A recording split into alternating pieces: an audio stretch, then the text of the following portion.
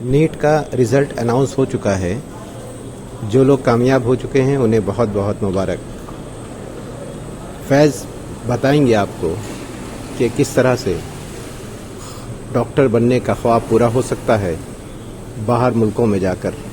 मैं अरशद वहीद और मैं इस वक्त फैज़ अहमद के साथ बैठा हूँ और इनकी मेडिकल कंसल्टेंसी है इंडिया प्लस अब्रॉड के लिए। तो फैज़ अहमद साहब इस बार मतलब जैसे 2023 की जो कट ऑफ है नीट की वो कितनी गई है मतलब। नीट 2023 में आपको पता है कि 20,80,000 समथिंग बच्चे जो है उन्होंने फॉर्म अप्लाई किया था, जिसमें 20,30,000 के करीब बच्चों ने क्या किया था, नीट अपियर हुए थे एग्ज़ाम में वो। अब इसमें जो बच्चे हैं, जो आज लगभग 9 लाख के करीब जो बच्चे हैं वो क्वालिफाई नहीं हो पाए हैं। बाकी जो बच्चे हैं उनके क्या हुआ, वो कुछ बच्चों ने क्वालिफाई किया है, कुछ बच्चों का मार्क्स अच्छा है, कुछ एवरेज बच्चे हैं। तो मैं उसी पे बताऊंगा कि अब जो ओबीसी है उनका कटअप जो गया है इस साल 2023 में नीट में, वो 107 नंबर जो है उनका कटअप गया है उनका ओबीसी के लिए।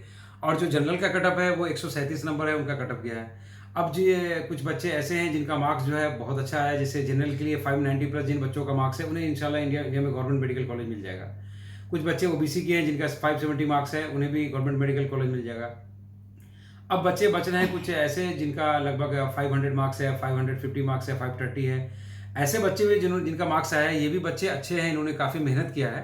ऐसा नहीं कि इन्होंने मेहनत नहीं किया, लेकिन नीट इतना टफ है इंडिया में क्योंकि हमारे पास कॉलेजेस इंडिया में अभी भी काफ़ी कम है। इसलिए ऐसे बच्चों को अभी गवर्नमेंट मेडिकल का तो नहीं मिल पाया। अगर उन्होंने कितना अटैम्प्ट दिया, अगर उनका ये पहला अटैम्प्ट था तो मैं कहूँगा वो और दूसरा अटैम्प्ट लें, अगर दूसरा था मैं कहूँगा वो तीसरा अटैम्प्ट लें।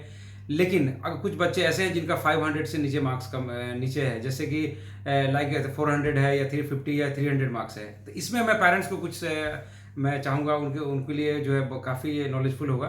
मैं बताना चाहूँगा कि जो बच्चे अगर फर्स्ट अटैम्प्ट में अगर मार्क्स लाते हैं, लाइक 150 है या 200 मार्क्स है, वैसे बच्चे को पता है कि एक साल में जो है वो 300 से 600 जो है, लाख में कोई एक दो बच्चे ऐसे होंगे जो सीधे 300 के बाद 600 मार्क्स लाते होंगे। पेरेंट्स को लगता है कि दूसरे बच्चे जो है वो उन्होंने जो है 600 मार्क्स लिया तो हमारे बच्चे भी 300 से इस साल आए, अगले साल जो है नेक्स्ट ईयर में वो 600 लाएंगे। लेकिन ऐसा नहीं है बिल्कुल भी। मैंने बताया जैसे लाख में एक दो चार बच्चे ऐसे हैं जो ला सकते हैं, लेकिन एवरेज बच्चे जो हैं वो उनके लिए बहुत मुश्किल होता है। पेरेंट्स उनके लिए दूसरा तीसरा चौथा अटैम्प्ट उनसे करवाते हैं और बच्चे फिर बाद में बहुत ज़्यादा जो है डिप्रेस हो जाते हैं। तो उन्हें चाहिए कि अगर बच्चों का बायो अच्छा है, अगर उनके 200-300 लाइक मार्क्स आ रहे हैं, तो ऐसे मार्क्स पे अगर उनका अगर बजट इंडिया में है वो कम से कम 60 लाख प्लस उनका जो है वो खर्च 70 लाख के करीब खर्च आएगा। अगर उनका वो इतना खर्च अफोर्ड नहीं कर सकते हैं तो उसके लिए अब्रॉड की कुछ कंट्रीज़ हैं। तो अब्रॉड की कंट्रीज़ के बारे में, जैसे बेस्ट कंट्रीज जो अब्रॉड में है, अब्रॉड में जो बेस्ट कंट्रीज है जिसमें एमबीबीएस मतलब बजट में भी हो और एफएमजी जिसका अच्छा हो। एफएमजी, अच्छा, हाँ। आपने काफ़ी अच्छा सवाल किया। जैसे एफएमजी जो है वो फॉरेन मेडिकल ग्रेजुएट एग्ज़ाम है जो एनएमसी कंडक्ट करती है इंडिया में। जितने भी एमबीबीएस है, फॉरेन से बच्चे एमबीबीएस करके आते हैं, उन्हें एफएमजी का एग्ज़ाम देना पड़ता है। अब लोगों के अंदर अभी एक सवाल काफ़ी आ रहा है, मेरे पास भी काफ़ी बच्चों का क्वेश्चन आया था कि सर नेक्स्ट आ गया क्या? नेक्स्ट अभी नहीं, गवर्नमेंट जो है जो नेशनल मेडिकल कमीशन है एनएमसी ने अभी नेक्स्ट नहीं लाया। उन्होंने सिर्फ एक ड्राफ्ट तैयार किया है, ड्राफ्ट को अभी गजट नहीं बनाया उन्होंने। ये नेक्स्ट जो है नेशनल एग्जिट टेस्ट जो है इस सेशन में तो नहीं आएगा, और इस सेशन में अगर नहीं आएगा तो इस सेशन वाले बच्चे जब तक पास आउट होंगे वो नेक्स्ट का एग्जाम नहीं देंगे। इसके बाद अगर 2024 में आता है तो नेक्स्ट का एग्जाम फिर वो नेशनल एग्जिट टेस्ट गवर्नमेंट लेगी, इंडिया वाले अब्रॉड वाले सबके लिए वो नेक्स्ट का एग्जाम होगा। तो उस पर मैं फिर बाद में दूसरे वीडियो में बात करूंगा मैं। अब मैं इन्होंने जैसे मुझसे सवाल किया कि best country for FMG and दोनों के हिसाब से फॉर बजट से भी। तो अगर मैं बजट से देखता हूँ और एफएमजी के हिसाब से, तो सबसे पहले मैं नियरेस्ट कंट्री जो इंडिया की है नेपाल है, मैं वहाँ से चलता हूँ। मैं नेपाल में अभी कोविड से पहले क्या था कि 35 से लेकर 40 लाख के बीच में क्या होता था, एमबीबीएस कंप्लीट हो जाती थी वहाँ पे। तो जिन बच्चों का इंडिया में गवर्नमेंट मेडिकल कॉलेज में नहीं होता था, प्राइवेट में जो 60 लाख 70 लाख अफोर्ड नहीं कर सकते हैं, वो क्या करते थे, वो नेपाल मूव कर जाते थे, क्योंकि नेपाल में पासपोर्ट नहीं लगता। खास करके सबसे ज़्यादा गर्ल्स वगैरह जो है नेपाल चली जाती थी, काफ़ी आसानी से आना जाना हो जाता था। लेकिन नेपाल ने पिछले 2 साल से क्या कर दिया है कि उन्होंने भी अपना जो खर्च है वो लगभग 44-45 लाख से स्टार्ट कर दिया, 50 लाख प्लस चला जा रहा है उनका खर्च। तो बच्चे नेपाल भी अब मुश्किल से 10% बच्चे जा रहे हैं, नेपाल नहीं जा रहे हैं, क्योंकि उनका खर्च जब इंडिया से मुश्किल 8-10 लाख का फर्क पड़ेगा, 10 लाख का, तो फिर वो नेपाल क्यों जाएंगे। तो नेपाल के भी अब बच्चे हैं जो क्या कर रहे हैं, ज़्यादा खर्च होने के कारण नेपाल के बच्चे जो है वो बांग्लादेश मूव कर रहे हैं, पढ़ाई की वजह से और लाइसेंस के एग्जाम की वजह से भी। अब मैं दूसरे कंट्री की बात करता हूँ, वो है बांग्लादेश, जो इंडिया की बिल्कुल नेबर कंट्री है। बांग्लादेश जब से आज़ाद हुआ बिल्कुल वो जो उनका अपना जो टेक्नोलॉजी है और मेडिकल साइंस है वो बिल्कुल इंडिया के पैरेलल चल रही है, क्योंकि उन्हें पता है कि इंडिया का जो मेडिकल साइंस है ऑलरेडी हम काफ़ी डेवलप हो चुके हैं और नेपाल हमसे, बांग्लादेश हमसे अभी काफ़ी पीछे है। बांग्लादेश ने क्या किया, जो एनएमसी का जो सिलेबस है, जिससे पहले medical council of India conduct करती थी, तो एनएमसी का जो सिलेबस है वही बांग्लादेश का सिलेबस है। बांग्लादेश ने same syllabus same as it is रख दिया है। उसका तो उन्होंने क्या किया है कि वो जो पेशेंट फ्लो है बांग्लादेश में as compared to other country काफ़ी ज़्यादा पेशेंट फ्लो है, क्योंकि वहाँ पे सिर्फ ढाका में 2 करोड़ प्लस लोग ढाका में रहते हैं, तो जहाँ आबादी ज़्यादा होगी पेशेंट वहाँ ज़्यादा होगा।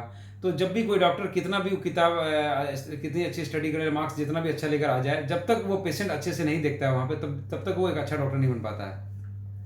इसलिए बांग्लादेश का जो FMG रेशियो जो आपने जैसे FMG के बारे में पूछा था, तो FMG रेशियो जो है जिसे बोलते हैं फॉरेन मेडिकल ग्रेजुएट एग्जाम, सबसे वर्ल्ड में टॉप 1 पे बांग्लादेश का है। तो और दूसरा इसका ये कारण है कि बांग्लादेश का जो इंडियन ऑथर की बुक्स यहाँ पे चलती है, लाइक JK दत्ता है और BS चौरसिया है, जो दिल्ली एम्स में बच्चे पढ़ते हैं, वही बांग्लादेश के जो प्राइवेट मेडिकल कॉलेज में बच्चे पढ़ते हैं। बांग्लादेश में जो खर्च आता है वो 30 लाख से लेकर ऊपर जो है 40 लाख तक, 42 लाख तक वहाँ पे खर्च आता है। और भी कॉलेज है, सबका अलग अलग फीस है वहाँ पे। तो वो खर्च क्या करते हैं, वो ईयरली वाइज जो है इंस्टॉलमेंट में बच्चे से लेते हैं। अब बांग्लादेश में एक मैं इंपॉर्टेंट चीज़ बता दूं, वो 22 सीट जो है गवर्नमेंट ने वहाँ पे क्या किया है, वो इंडियन गवर्नमेंट को सार्क कर दिया है। यहाँ पे वो गवर्नमेंट सीट है वहाँ पे, लाइक ढाका मेडिकल कॉलेज है वहाँ की जो गवर्नमेंट का, वो 1946 का आज़ादी से 1 साल पहले का कॉलेज है वो। तो उन्होंने क्या किया, कुछ अच्छे अच्छे कॉलेजेस का पूरा लिस्ट बनाया, उसमें से 22 सीट इंडियन गवर्नमेंट को उन्होंने अलॉटमेंट किया है कि जो बच्चे इंडिया में जिनका मार्क्स मतलब फाइनेंशियल वीक हैं, पूरे फैमिली से हैं, उन बच्चों के लिए उन्होंने कहा कि जिनका 98, 96, 95% मार्क्स 10th-12th में है, 90 से नीचे नहीं होना चाहिए, क्योंकि बहुत सारे बच्चे मुझे कॉल करने लगते हैं कि मुझे 90 से 88 है, मेरे 87 है, वैसे बच्चों के लिए नहीं है। कम से कम 95 प्लस होना चाहिए उनका मार्क्स 10th-12th में। ऐसे बच्चे अप्लाई करें वहाँ पे, गवर्नमेंट लिस्ट निकालती है, शॉर्ट लिस्ट करके वहाँ पे निकालेगी वो। और उन बच्चों का जब सिलेक्शन वहाँ हो जाता है तो बांग्लादेशी गवर्नमेंट मेडिकल कॉलेज में बहुत कम पैसे में पढ़ाती है। मैं इसलिए आप लोगों को बता रहा हूँ कि बहुत से हम लोग में अभी ऐसे बच्चे हैं जो अभी हैं, लेकिन मार्क्स उनका अच्छा है, लेकिन इस बारे में उन्हें पता नहीं है और वो इसमें अप्लाई नहीं कर पाते हैं, और जिस कारण जो है वो काफ़ी अफसोस की बात है। तो बहुत सारे मेरे पास बच्चे भी जिनका डॉक्यूमेंट्स वगैरह आ रहा है, जिनका अच्छा मार्क्स है, 96, 98 ऐसे है, तो उन बच्चों का मैं अप्लाई करूँगा सार्क कोटा के लिए। अब बांग्लादेश के बाद जो है मैं तीसरे नंबर पर जिसकी मैं बात कर रहा हूँ वो इजिप्ट है।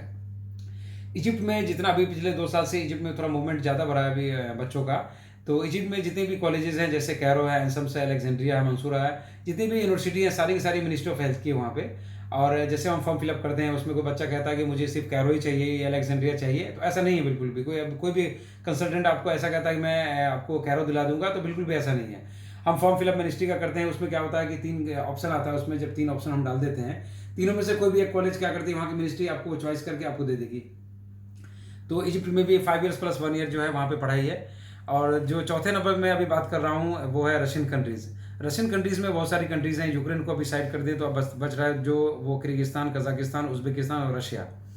इसमें जो बच्चे यूक्रेन से जो ट्रांसफ़र केस था, जो 2nd, 3rd, 4th last year में बच्चे सब थे, वो यूक्रेन से क्या किया था उन्होंने, वो ट्रांसफ़र केस जो सबसे ज़्यादा उन्होंने लिया था वो उज़्बेकिस्तान में लिया था। उज़्बेकिस्तान में जैसे समरकंद स्टेट मेडिकल यूनिवर्सिटी है, ताशकंद है, ये दोनों जो यूनिवर्सिटी है वहाँ पे ज़्यादातर अब यूक्रेन के अच्छे खासे बच्चे वहाँ पे पढ़ रहे हैं। और इन्होंने स्पेशल क्या किया कि जो लोकल उज़्बेकिस्तान के उज़्बेक तो वहाँ के जो डोमिसाइल बच्चे हैं उनका स्पेशल उन्होंने क्या किया, अलग क्लास कर दिया।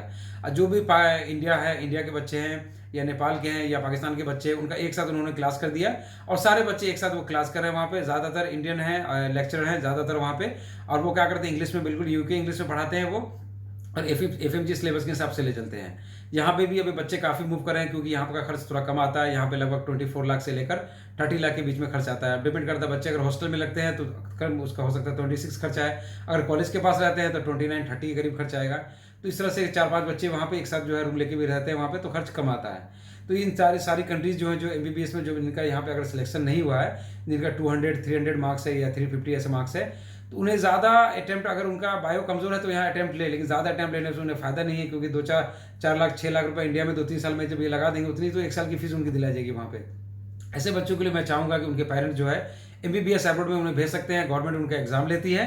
बच्चे जब एग्जाम यहाँ क्लियर करते हैं तो इंडिया के जितने बच्चे गवर्नमेंट मेडिकल कॉलेज वाले और ये बच्चे दोनों बिल्कुल सेम हो जाते हैं। इन्हें गवर्नमेंट लाइसेंस देती है और फिर 1 साल के लिए क्या करती है, इन्हें प्रैक्टिस के लिए यहाँ पे हॉस्पिटल जो इंडिया के गवर्नमेंट हॉस्पिटल है उनमें प्रैक्टिस कराती है। बच्चे फिर क्या करते हैं, नीट पीजी का एग्जाम देते हैं पोस्ट ग्रेजुएट का। उनमें अगर इनका अच्छा रैंक आता है तो फिर गवर्नमेंट उन्होंने क्या करती है कि पीजी के लिए एमडीएमएस के लिए कॉलेज अलॉटमेंट करती है। फिर 2 ईयर्स तक 1,80,000 1 लाख ऐसे इन्हें स्टाइफन मिलता है यहाँ पे। और बिल्कुल एज इट इज जितने गवर्नमेंट मेडिकल कॉलेज के बच्चे हैं, बहुत सारे फॉरेन से बच्चे आते हैं जो फॉरेन से तो उन्होंने प्राइवेट से पढ़ा था, लेकिन इंडिया में जब मूव करते आते हैं वो, तो उन्होंने काफ़ी मेहनत किया था वहाँ पे, फिर आगे नीट पीजी में ये गवर्नमेंट आगे निकाल लेते हैं। तो गवर्नमेंट का आपका जो एम्बिशन है वो खत्म नहीं हुआ है, अभी टारगेट बचा हुआ है। अगर इंशाल्लाह आप मेहनत बाहर में अच्छा करते हैं फॉरेन में, तो यहाँ आकर आप बहुत अच्छा कर सकते हैं। और इस तरह से जो है आप गवर्नमेंट से फिर गवर्नमेंट सीट लेकर जो है आपको स्टाइफन में मिलेगा। जो पैसा आप फॉरेन में खर्च करते हैं, आपका 60-70% पैसा सिर्फ स्टाइफन में निकल जाएगा नीट पीजी में। तो एबीबीएस मेरा नीचे दिया गया नंबर है, आप इसके ज़रिए से मेरे से जो भी हमारे कोई काउंसलर जो समझाने का कोई फीस नहीं, आप आए ऑफिस में, हमारे यहीं जसुला में ऑफिस है, मैं शाहीन बाग में रहता हूँ मैं। और बच्चे हमारे थ्रू का काफ़ी बच्चे इंडिया से बाहर गए हैं, अब्रॉड में पढ़ाई कर रहे हैं वो। तो जिनकी भी कोई इंक्वायरी है, कुछ भी है, नीचे दिए गए नंबर पर मुझे कॉल करें, इंशाल्लाह मैं पूरी मदद करूँगी उनको।